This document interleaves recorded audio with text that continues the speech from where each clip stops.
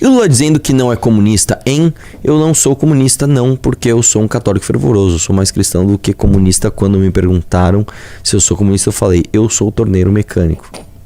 Vai. Nós, o que se chama de comunista nesse país, eu não sou comunista não, porque eu sou um católico fervoroso. Eu sou mais cristão do que comunista. Quando me perguntaram se eu sou comunista, eu falo, eu sou torneiro mecânico. Tá bom.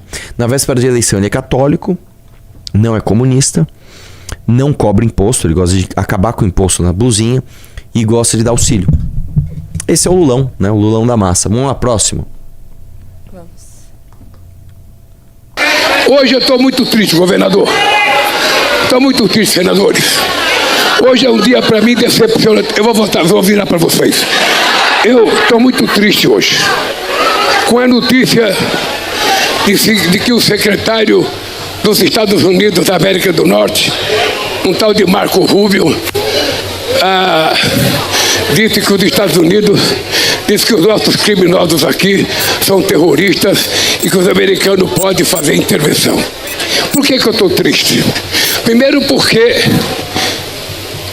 essa tal de Comando Vermelho, esse tal de PCC, eles são terroristas para as comunidades brasileiras, para a sociedade brasileira. Para o povo da periferia desse país, eles são terroristas. Pausa. Porque eles incomodam com ele recebendo as suas lideranças dos ministérios. Entendi, Lula. Eles são terroristas? Tudo bem, mas tudo bem a pasta do Ministério da Justiça receber uma liderança do Comando Vermelho da região norte. Desculpa, cara. Né? Só demagogia, vai lá. Pode continuar? Vai. Eles incomodam o bairro, eles incomodam a cidade, eles roubam tudo que tem direito do povo, o direito do povo ver livremente. Então eles são terroristas e nós vamos combater eles aqui dentro.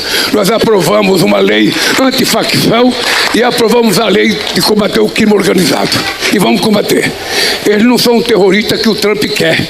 O Trump quer um Osama Bin Laden, que é não sei das contas, e nós queremos os terroristas brasileiros que estão lá. Porque sabe que as armas importadas que são contrabandeadas para o Brasil vêm dos Estados Unidos.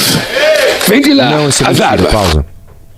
Isso é mentira. Vem de um monte de lugar do mundo, inclusive tem armas de fabricação própria aqui no Brasil, tá? Enfim, vai lá, continua. A Polícia Federal, eu entreguei um documento para o Trump.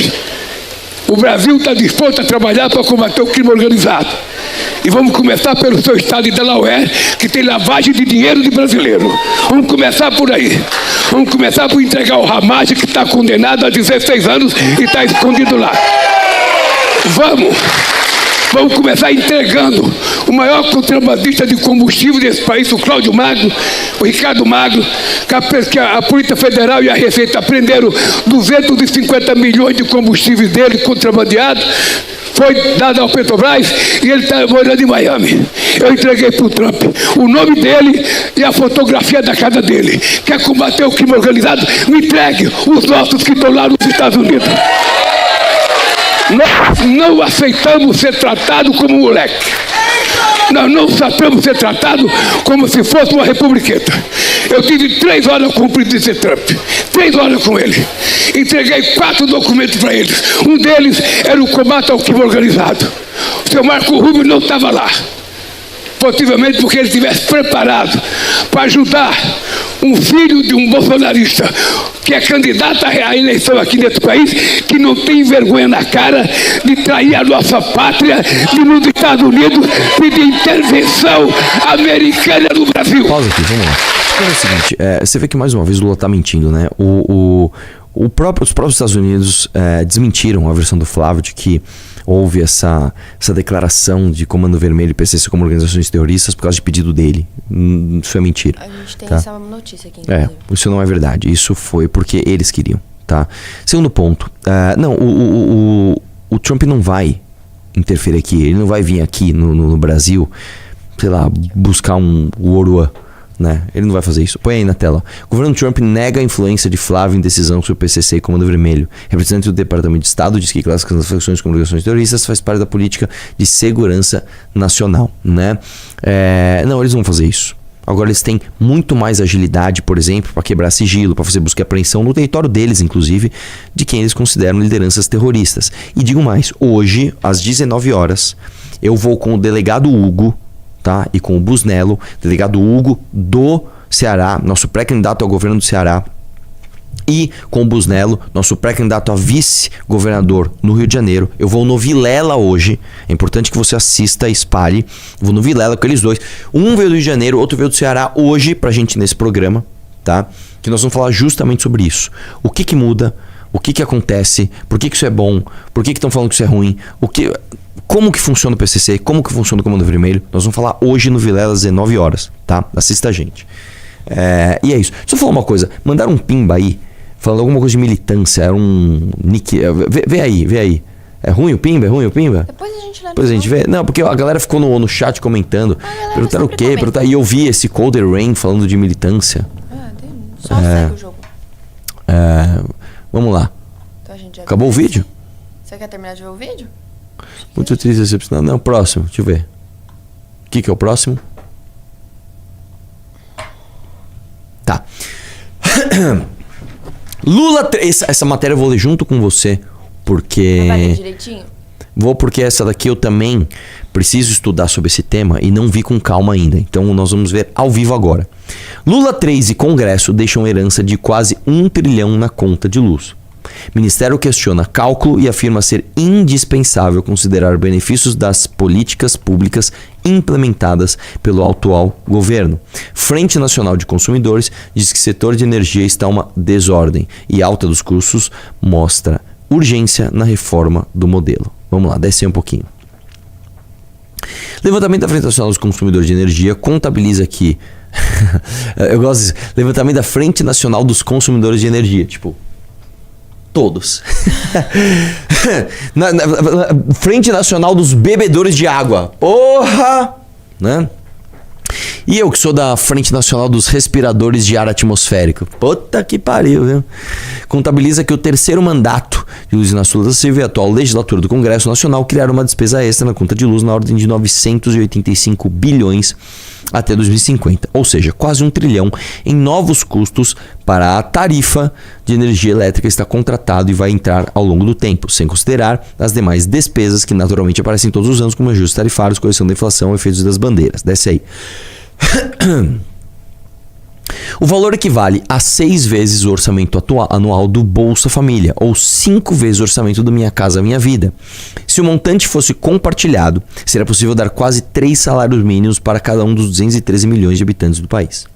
Os gastos incluem despesas não previstas no Tratado de Itaipu, prorrogação de benefícios e incentivos a projetos renováveis e contratação de fontes para suprir a falta de geração em períodos do dia. O Ministério de Minas e Energia afirmou que considera inadequada e superficial a metodologia utilizada para atribuir de forma agregada supostos custos extras às políticas públicas adotadas no setor elétrico brasileiro. Não tá muito clara essa matéria, né? Mas vamos lá, desce aí um pouquinho. Essa leva de custos vai escalar uma tendência já autista. Já autista? Eu acho que era já uma tendência... Já autista. Vamos lá. Em janeiro de 2023, a conta de luz de uma família de classe média de São Paulo consumisse cerca de 200 kWh por mês, gastava R$ 185 com energia. Em maio desse ano, o custo com o mesmo consumo havia subido para 220 por mês, um aumento de 18%. Tá? A inflação do período foi de 16%. O que foi? Autista é um termo no mercado financeiro para descrever a atitude de um investidor que está otimista em relação ao desempenho de um ativo. Gostou? Vamos lá, desce aí.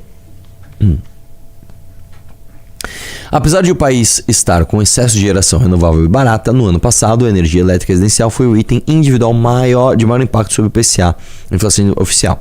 O setor está uma desordem, como falta arcabouço para todas as mudanças que estão transformando na área da energia. Ora o governo, ora o Congresso, às vezes os dois juntos fazem ações desconexas para atender demandas desse ou daquele setor. O resultado é esse, diz o presidente da frente, Luiz Eduardo Barata. A prioridade, seja quem ganha, é reformar o setor de energia. A frente não está sozinha, O setor elétrico foi uma fábrica de penduricalho sem sentido. É um modelo que penaliza o país, dá benefícios a um conjunto de parasitas. Desce aí um pouquinho. O risco das soluções pontuais e o tamanho do problema estrutural estão bem retratados em um evento recente. A crise gerada pelo leilão da reserva de capacidade na forma de potência, mais conhecido como a sigla LRCAP.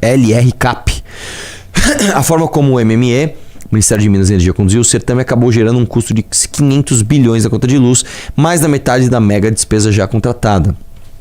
Aqui cabe uma explicação sobre o contexto e a necessidade desse tipo de leilão. É isso aqui, vamos lá. Grosso modo, os leilões tradicionais com hidrelétricas e térmicas comercializavam energia.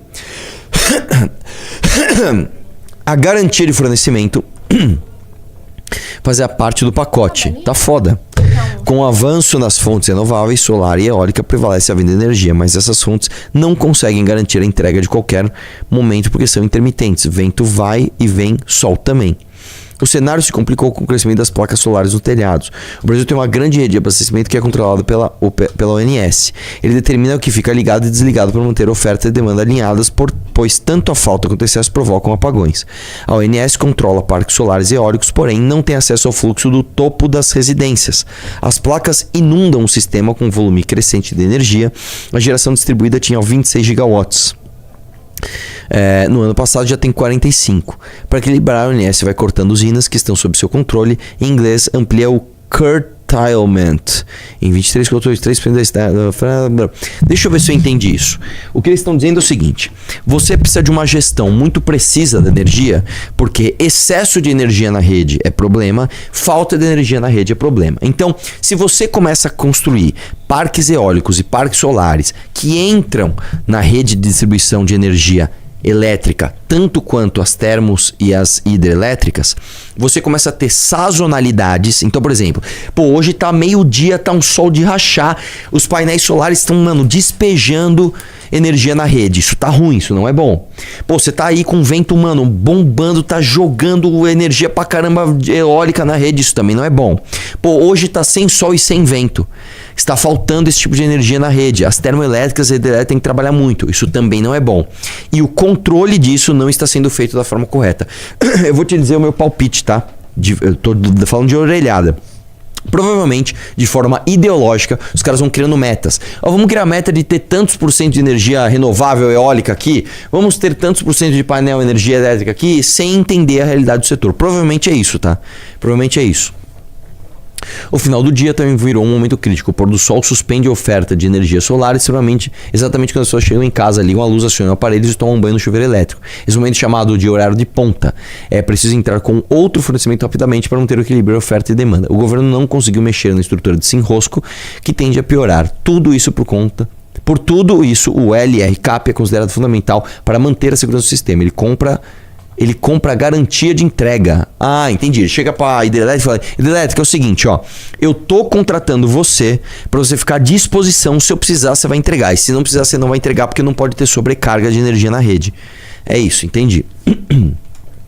O governo não conseguiu mexer na estrutura desse enrosco, que tende a piorar.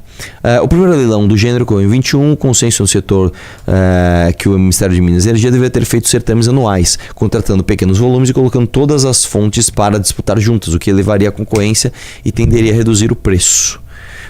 Um calendário regular previsível também ajudaria as empresas interessadas no certame a organizar sua participação. No entanto, que se viu foi uma sucessão de derrapadas institucionais que, além daquele custo de 3 dígitos, alimenta uma polêmica ruidosa. O MME protelou os certames por 3 anos, tal. Então, claro que com certeza teve lobby demais, um monte de lobby. E aí, não, peraí, segura um pouquinho, não deixa aqui, vamos ver. É exatamente isso, né? Desce aí um pouquinho.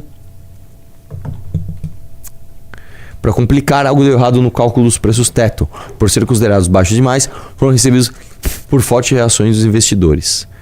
O MME, admitindo equívocos, fez a revisão. Em 3 dias anunciou aumento de 80% e 100%. Tipo assim, a gente calculou errado, pessoal. Agora, no leilão que é amanhã, a gente simplesmente aumenta aqui o preço teto para 100%. A galera fala, porra, né? Desce aí um pouquinho. Desce mais. Desce mais. Tá. Então é isso, cara. Isso tá uma bagunça, né? Inclusive, quando eu fui no evento do Esfera, eu encontrei o presidente da ANEEL. Ele falou: meu irmão, a gente precisa conversar, porque vocês precisam colocar no livro amarelo uma política pública objetiva de como lidar com isso, né? Então, muito importante.